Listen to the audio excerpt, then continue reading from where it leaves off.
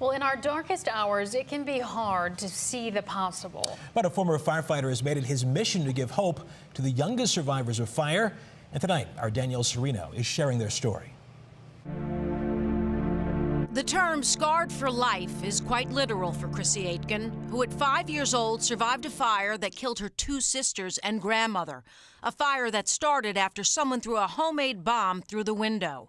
My dad had to bury his daughters and his mother on his birthday, October 4th, because it was the last day the hospital could hold the bodies. Chrissy was left with third-degree burns and lost both her hands and feet.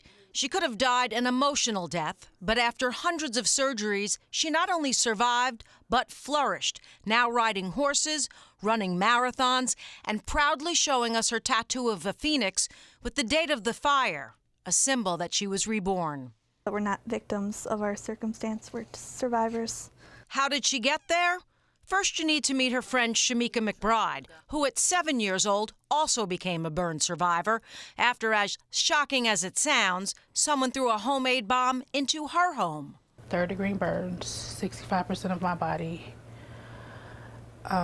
Told my mom that I would never see, walk, talk. She did all of those things, but the hardest was going back to school and the taunts.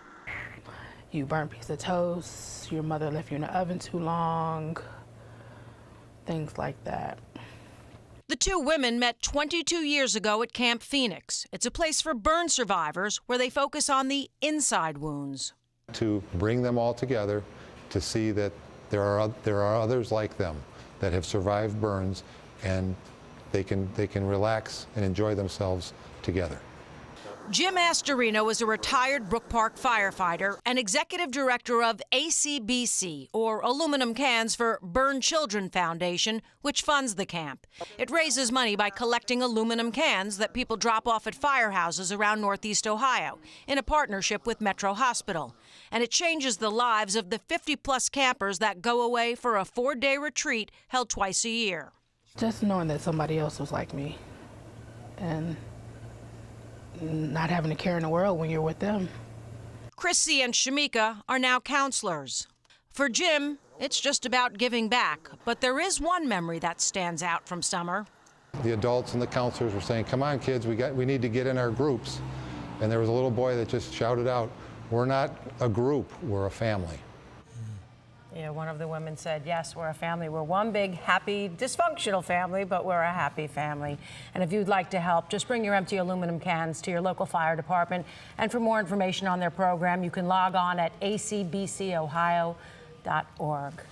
An understatement to say it is heartbreaking to hear their stories, but also so inspiring to see what they're doing now and how they've overcome all I this. said to the ladies, if I were you, I would have probably just rolled over and given up. And to see what they've done is just beyond the beyond. They're fantastic. All right, Danielle, thank you. As is our firefighter helping them. Of course, big time. All right, thank you, Danielle. Thanks.